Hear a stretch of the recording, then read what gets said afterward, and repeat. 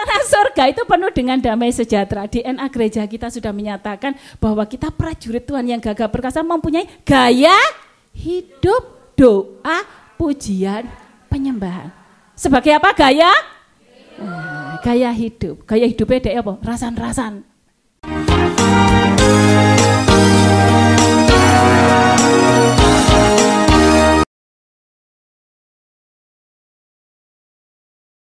Berkati Tuhan hari ini. Luar biasa sekali ya. Di luar udaranya hot potato. Ya, panas kentang-kentang gitu ya. Tapi kita datang ke sini, kami percaya hadirat Allah boleh menyejukkan setiap hati kita. Amin. Nah, seberapa banyak saudara yang diberkati oleh pujian hari ini? Ya. Saya yakin tanpa WL meminta saudara mengangkat tangan. Saya lihat dari bawah itu semua sudah angkat tangan. Ini ekspresi cinta kita kepada Tuhan. Ya, ekspresi ucapan syukur kita kepada Tuhan. Ya, makan aja nggak pernah disuruh, belanja aja nggak pernah disuruh. Masa memuji Tuhan masih disuruh-suruh, gitu ya. Nah, orang yang dewasa di dalam Tuhan pasti tahu prioritas, ya, tahu apa yang harus kita kerjakan. Nah, hari ini saudara kita kan sama-sama belajar tentang kebenaran firman Tuhan. Mohon maaf sebelumnya kalau ada saudara nanti yang mendengar firman ini merasa celkit-celkit gitu, ya. Tapi inilah yang Tuhan mau, ya.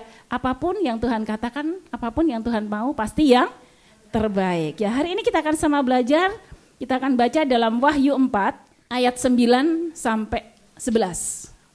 Ya, kita baca sama-sama ya. Kita gemakan firman ini ya. 3, 4. Dan setiap kali makhluk-makhluk itu mempersembahkan puji-pujian dan hormat dan ucapan syukur kepada Dia yang duduk di atas tahta itu dan yang hidup sampai selama-lamanya.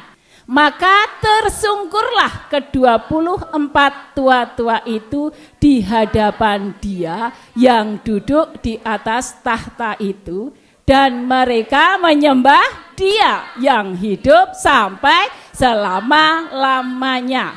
Dan mereka melemparkan mahkotanya di hadapan tahta itu sambil berkata, "Ya Tuhan dan Allah kami, Engkau layak menerima puji-pujian dan hormat dan kuasa, sebab Engkau telah menciptakan segala sesuatu, dan oleh karena kehendak-Mu semuanya itu ada dan diciptakan."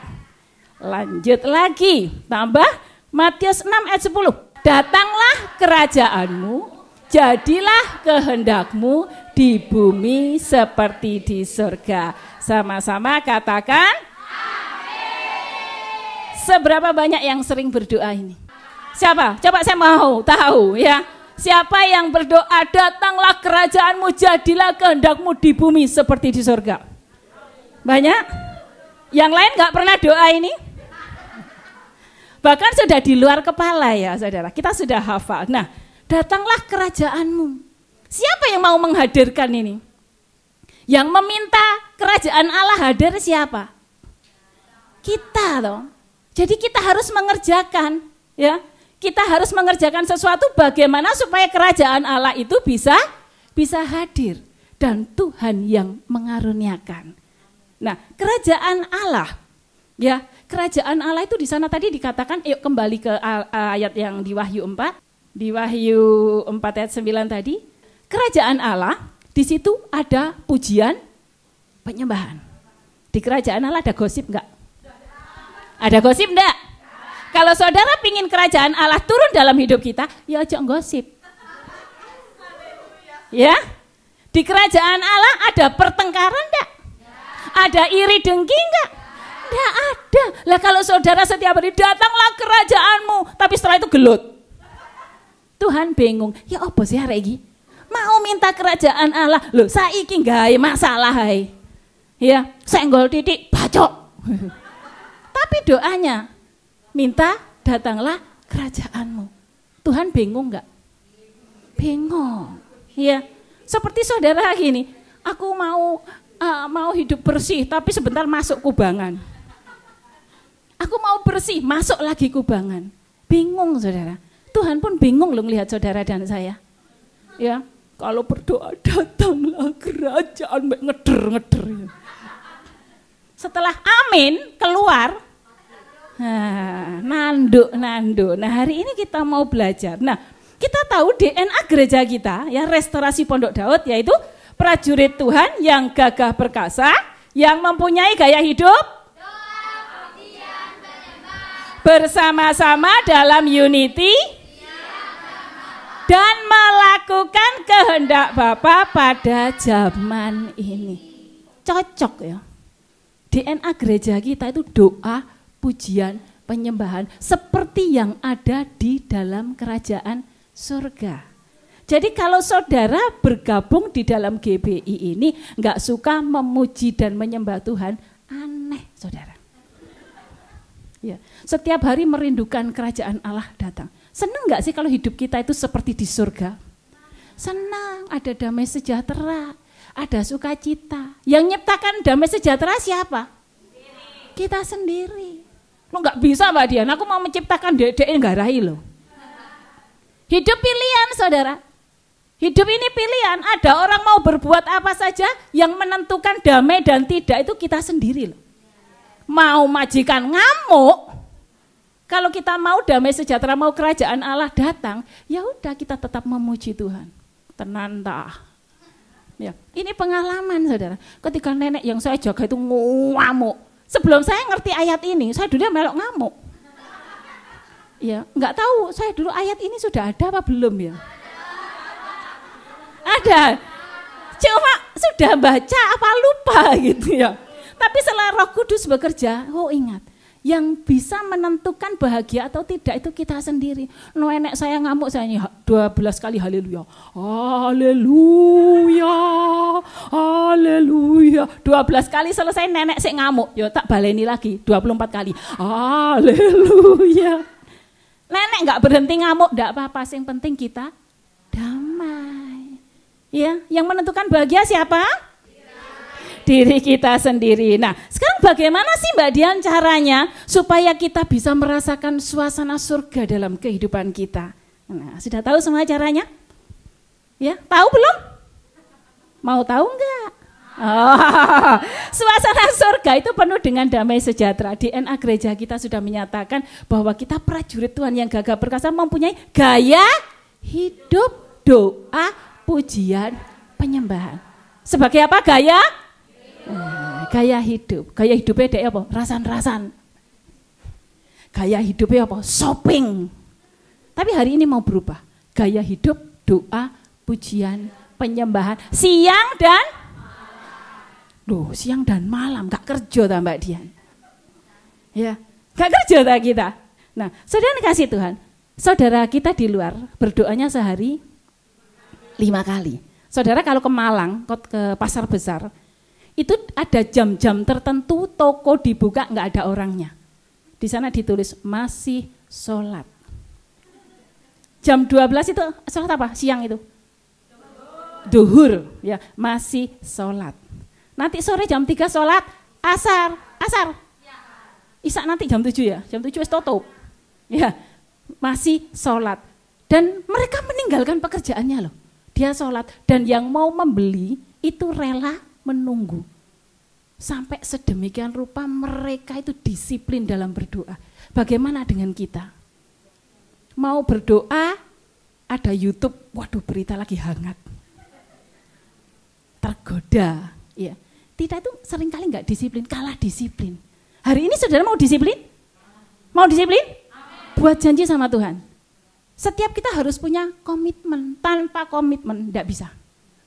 Saya dulu jam 5 pagi mau bangun itu ngantuk.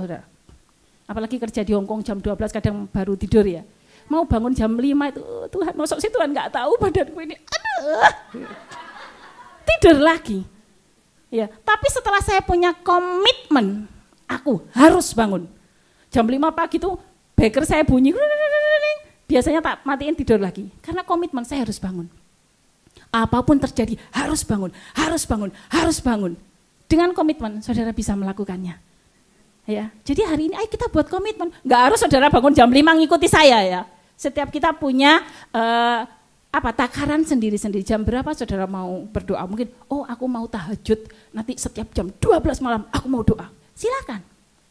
Ya, harus punya satu komitmen. Lah Raja Daud 7 kali dalam sehari dia memuji Tuhan. Saya mau tanya, saudara mau berapa kali? Ya kalau bangun tidur berdoa pasti. Mau makan? Berdoa, lek gak ya kebacut ya. Ya laporan, bukan berdoa. Tuhan Yesus terima kasih, aku mau makan selalu makan. Ya, bangun tidur berdoa karena kesiangan. Oh haleluya, terima kasih Tuhan, loncat lagi. Itu bukan doa, laporan. Doa itu komitmen 2 arah. Komunikasi 2 arah. Ojo mek njaluk tok. Giliran Tuhan meminta, kita sudah lari. Bukan doa itu namanya. Doa itu ada komunikasi 2 arah antara kita dengan Tuhan. Lek enggak, kita enggak tahu maksud Tuhan apa. Ya, jadi di sini kita baca dalam Mazmur 71 ayat 8. Berapa kali kita harus berdoa, memuji dan menyembah Tuhan? Mazmur 71 ayat 8. Mulutku penuh dengan puji-pujian kepadamu, dengan penghormatan kepadamu siang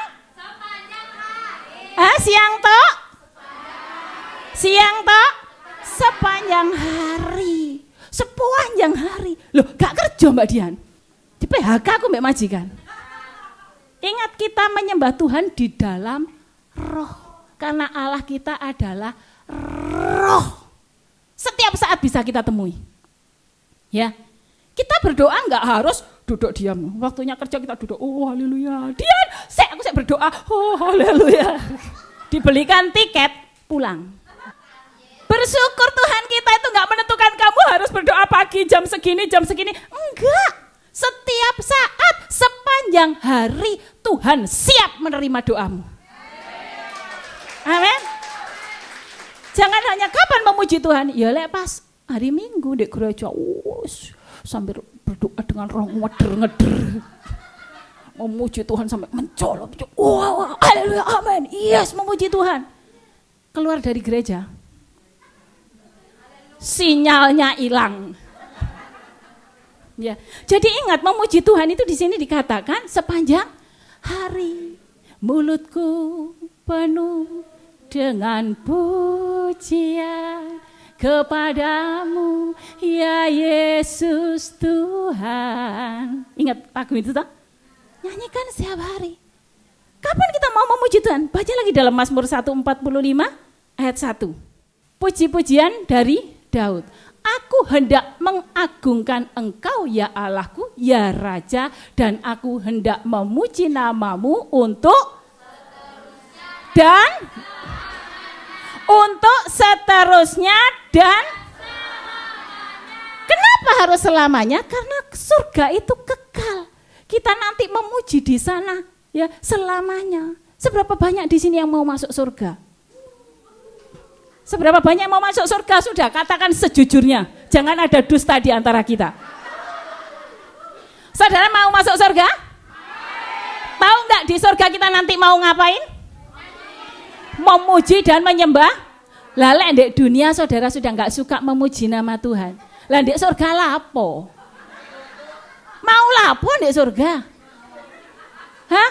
Di dunia aja sudah enggak mau memuji Tuhan, mau nang surga. Nanti di sana semua malaikat memuji Tuhan, saudara belangkemen. You know belangkemen? You know belangkemen? Enggak tahu? Semua nyanyi kita main a o. Enggak lucu. Tuhan, kok di sini memuji tok enggak kerasan aku. Pulang ya. Ya lah itu lah dicemplung nang rokok. Udah diintipen rokok ya. Iya. Jadi memuji Tuhan itu setiap hari, setiap saat seperti Ayub. Tidak yang baik-baik saja gitu toh. Iya. Jangan hanya kalau kondisi baik memuji Tuhan. Dalam segala kondisi kita mau memuji Tuhan. Ya. Didik-didik anak raja ya diistimewakan. Oh haleluya. Lek pas enak tok memuji Tuhan. Coba saudara sakit berdoa enggak sembuh masih mau memuji Tuhan? Masih mau memuji Tuhan? Ingat saudara, apa yang Tuhan kerjakan dalam hidup kita itu pasti yang terbaik. Ada orang mendoakan orang sakit, pasti mati. Saya punya loh teman, setiap orang didoakan dia mati. Sampai dia dijuluki, iki pendoa pencabut nyawa.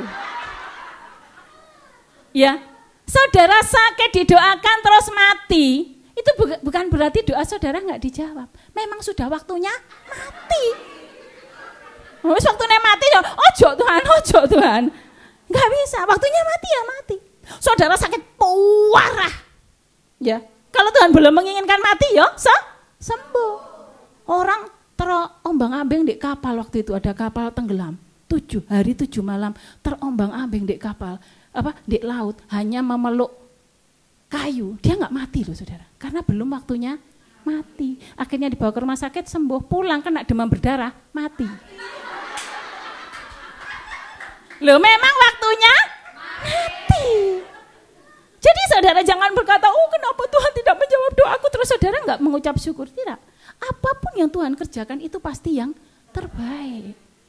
Ya, pasti yang terbaik. Aku sudah berdoa supaya suamiku kembali padaku Tuhan. Tapi kenapa justru dia pergi dengan dia? Tuhan, oh Tuhan, kau tidak jawab doaku. Karena apa? Tuhan tidak mengembalikan pada kita. Seandainya dia kembali pada kita mungkin tambah parah, saudara. Ya, tersiksa enggak? Tuhan enggak mau anaknya ini tersiksa. Jangan minta dia kembali, kembalikan dia sama Tuhan. Suamiku dibawa orang, dulu aku ya pegel nangis-nangis saudara. Tapi setelah saya tahu saya tidak mau dia kembali, ku kembalikan dia padamu Tuhan. Tahu enggak, saiki welek. Kemarin aku ketemu ya.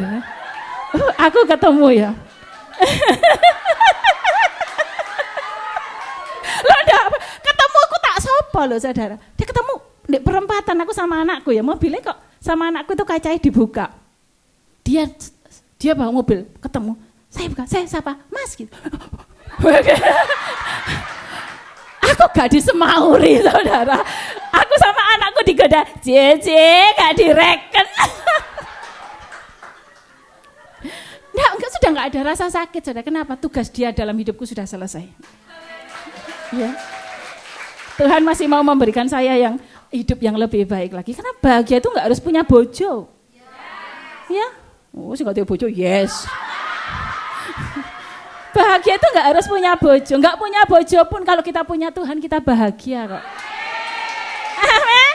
Nah, haleluya. Jadi jangan hanya mengucap syukur ketika doa kita dijawab, kemauan kita dipenuhi, pekerjaan kita lancar, apapun. Sekarang punya majikan yang cerewet pun tetap mengucap syukur. Haleluya, Tuhan baik. Kenapa? Jangan ingin orang lain berubah, berubahlah dirimu sendiri. Kalau kita berubah kita bahagia kok. Amin. Nah, saudara dikasih Tuhan. Nah, kalau kita mau tinggal di dalam surga, mulai hari ini kita harus belajar mengucap syukur. Mau belajar mengucap syukur? Mau memuji Tuhan? Mau bermazmur bagi Tuhan? Bermazmur gak harus bahagia. Dalam keadaan sedih kita bisa bermazmur. Betul? Saya kemarin itu saudara, mau pulang, saya punya keinginan 2 tahun yang lalu saya itu punya program pulang itu mau bikin ini itu. Ketika saya pulang, uang yang dipakai orang itu gak ada yang keluar. Nggak ada yang keluar. Bukannya mereka nggak nakal, nggak mau kembalikan uang, enggak. Memang kondisi mereka sedang tidak baik-baik saja. Ada yang kena stroke, ada yang kena... Itu bukan doaku.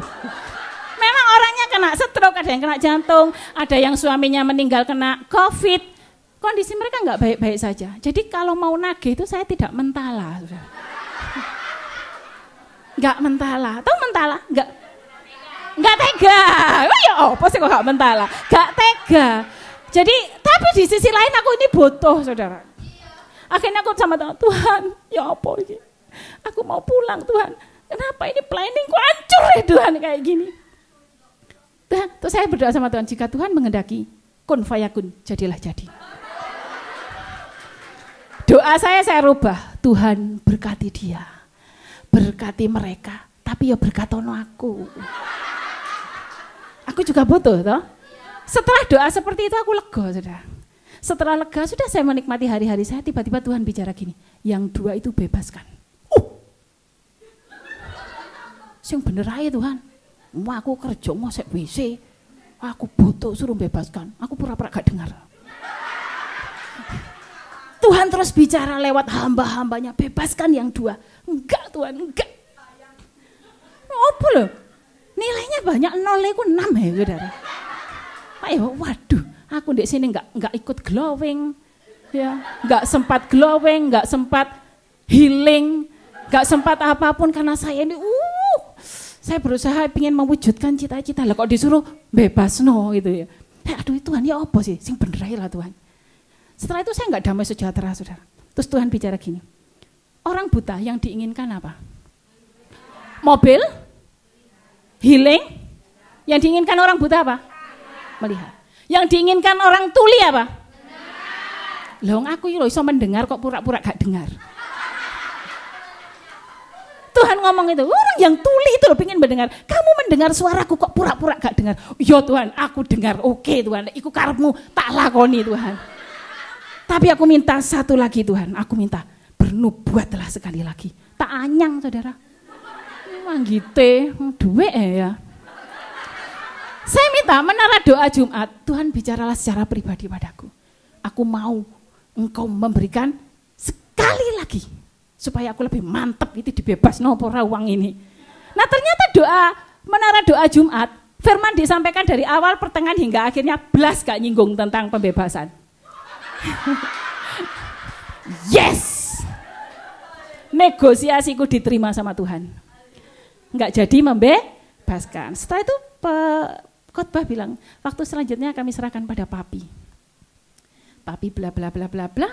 Papi berkata tahun 2023 tahun yang sulit, tahun yang gelap. Tapi kita anak-anak Tuhan jangan berhenti menabur. Teong. Gak sih do bahagia. Oke, aku mau taat, aku mau tunduk. Malam itu juga dia saya telepon. Begitu saya telepon, orang yang punya hutang itu ketakutan. Mbak, maaf ya aku gak bisa membayar.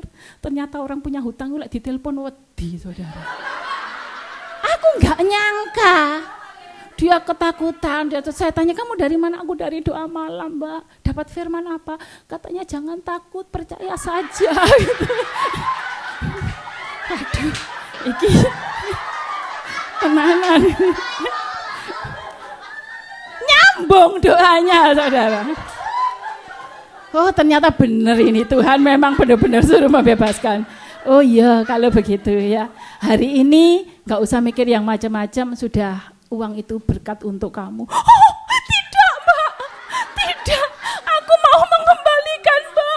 Jumlahnya banyak. Enggak Mbak, sudah itu berkat dari Tuhan. Di sana ada sukacita, di sana ada suasana surga yang luar biasa. Dan setelah itu hati saya tenang, damai. Dan saya terus memuji Tuhan. Dalam kondisi seperti itu saya tetap memuji Tuhan. Dan akhirnya saya pulang saudara. Saya pulang kemarin dan program saya kerjakan.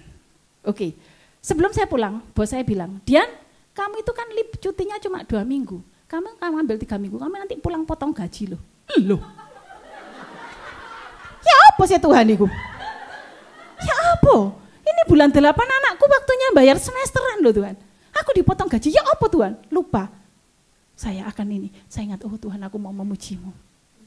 Aku bermazmur bagimu, terima kasih Tuhan.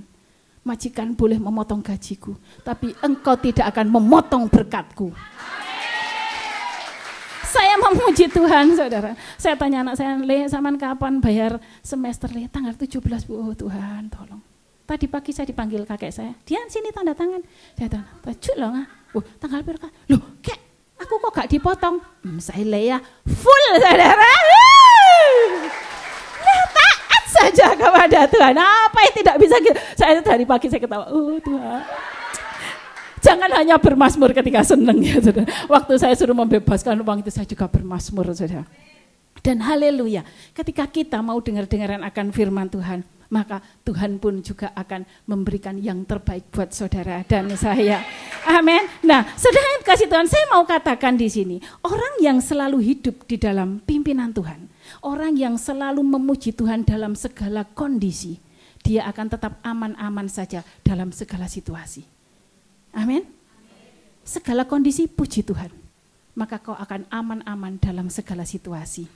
Nah, saudara Tuhan, selanjutnya apa sih dampak dari orang yang menghidupi doa pujian dan penyembahannya? Kita akan baca dalam Roma 8 ayat 6.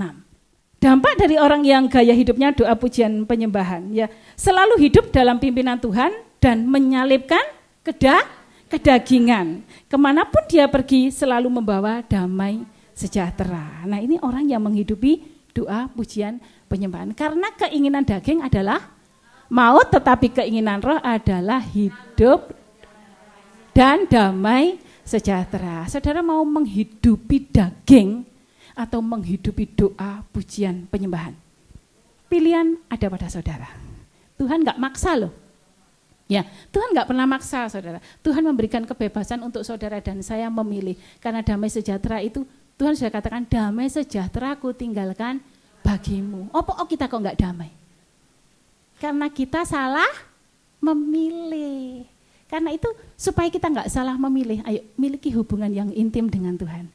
Roh Kudus akan membimbing kita, ya, menyuruh, membimbing, menuntun kita melakukan apa yang Tuhan mau. Nah, kita hidup di akhir zaman, ya. Kita sekarang ini hidup di akhir zaman, ya. Dunia itu sudah enggak baik-baik saja, gempa, perang, terus apa lagi? Banjir, krisis ekonomi.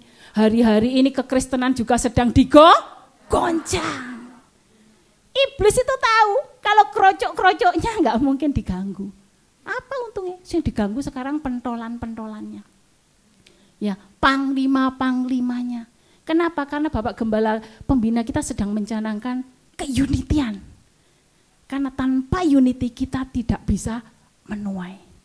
Ini ibarat jamur itu sudah mau muncul, saudara. Keunitian mulai terjalin. Iblis nggak mau tinggal diam. Iblis itu pointer. Ya, dia mulai menggoncang. Sekarang gereja-gereja mulai digoncang. Semua mulai berdiri menyatakan kebenarannya. Aku yang benar, kamu yang salah. Aku yang benar, kamu yang tidak benar. Mulai terjadi. Karena itu kita harus waspada. Ini tipu muslihat iblis.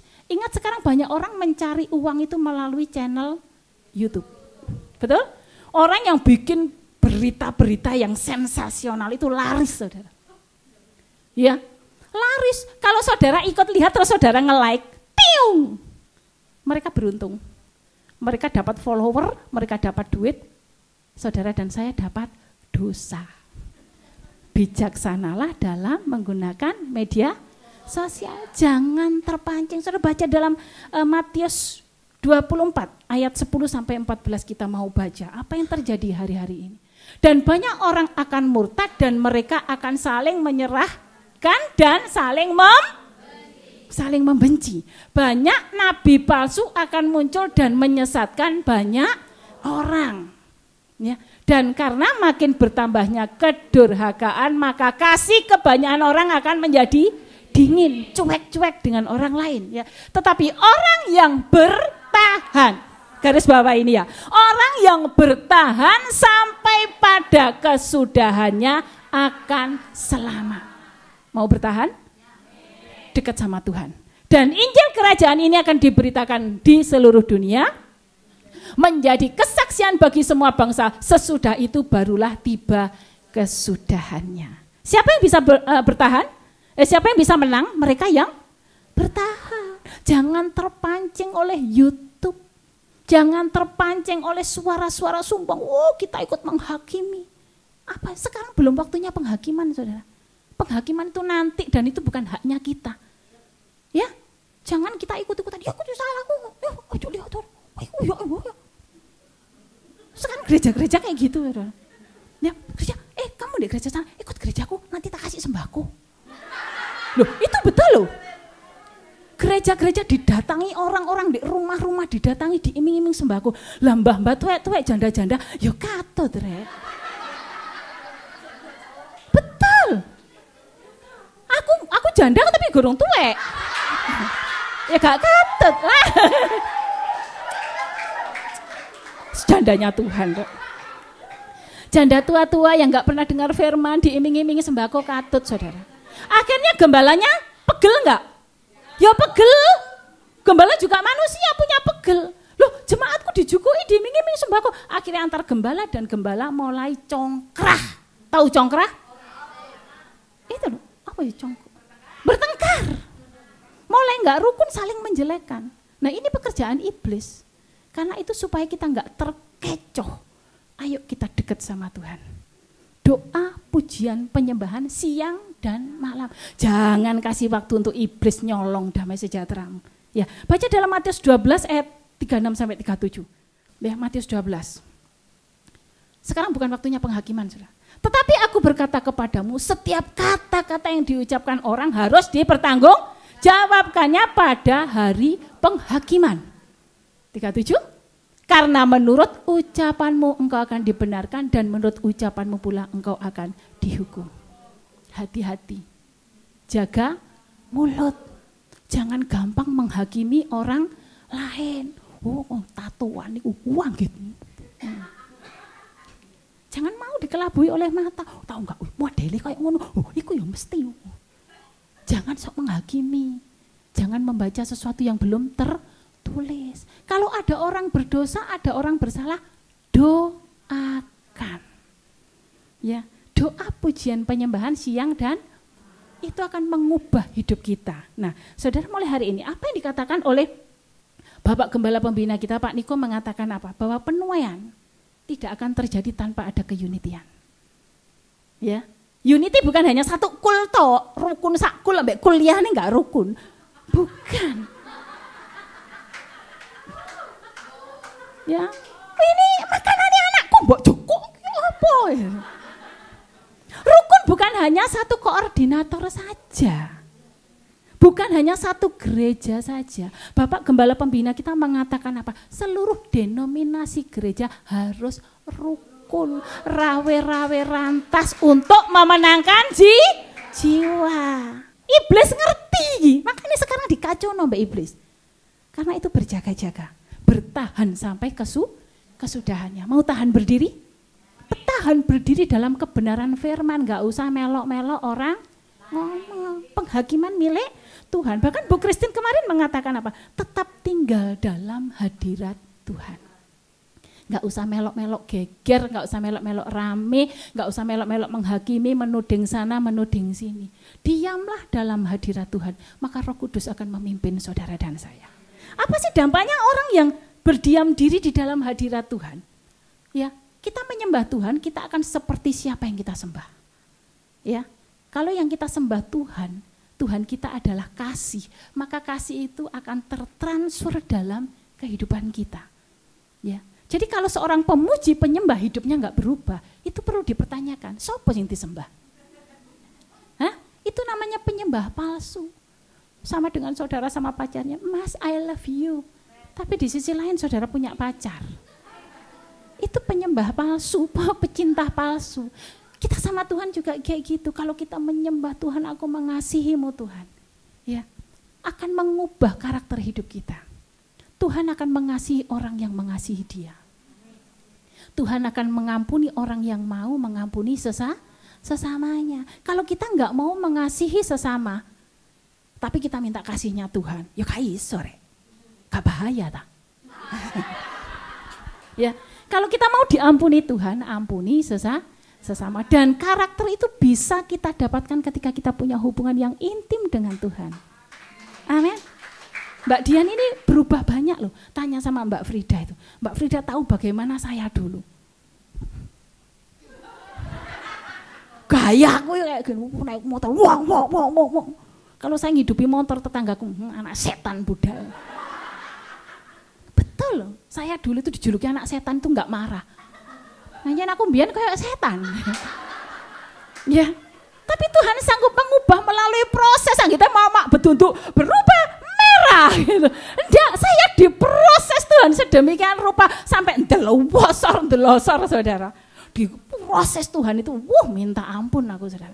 Aku sampai hampir porik sama Tuhan. Ya, aku berdoa sama Tuhan gak disembuhkan, aku nang dokon saudara. Oh ya, dokon tambah dicekoki ngomong, kamu itu disantet, semakin benci aku. Ya hidupku makin gak karu-karuan, proses demi proses tak lalui saudara. Aku sampai kena penyakit, I love you. Ya tahu, saya itu kalau dicintai orang itu buiduran sekujur tubuh, guwatan meledok kulitku saudara, berbau kayak ular loh. Kalau aku lagi jatuh cinta, makanya aku sampai saiki mau jatuh cinta. Seperti itu saudara, kalau saya apa itu sakit-sakit, saya sakit jantung, saya sakit liver, saya sakit lambung, saya sakit ginjal, semua sakit, dokter mengatakan komplikasi. Tuhan, dokter mengatakan komplikasi, saya nggak bisa sembuh. Tetapi tidak ada yang mustahil bagi Tuhan. Karena itu alami proses, siap diproses, siap dibentuk. Siap, apapun yang Tuhan kerjakan baik buat saudara. Apapun proses, selama kita mau dekat sama Tuhan, selama kita mau melekat sama Tuhan, Roh Kudus akan memberikan saudara kekuatan. Keluar menjadi pemenang, siap? Siapa yang siap mau keluar jadi pemenang? Nah saudara, gaya hidup kita, ya gaya hidup kita, doa, pujian, penyembahan, merubah karakter kita, tutur kata kita berubah, sikap hidup kita berubah, ketikan media sosial kita berubah. Mulai hari ini berubah ya. Kita menulis ini, kita pikir Tuhan senang nggak dengan tulisanku? Enggak, ya wis tak hapus.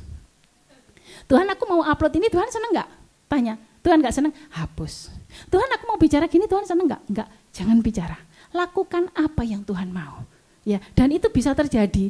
Ya, karakter itu akan terjadi ketika kita punya hubungan yang intim dengan Tuhan. Mulai hari ini yuk kita bangun hubungan sama Tuhan. Saya minta Singer maju ke depan.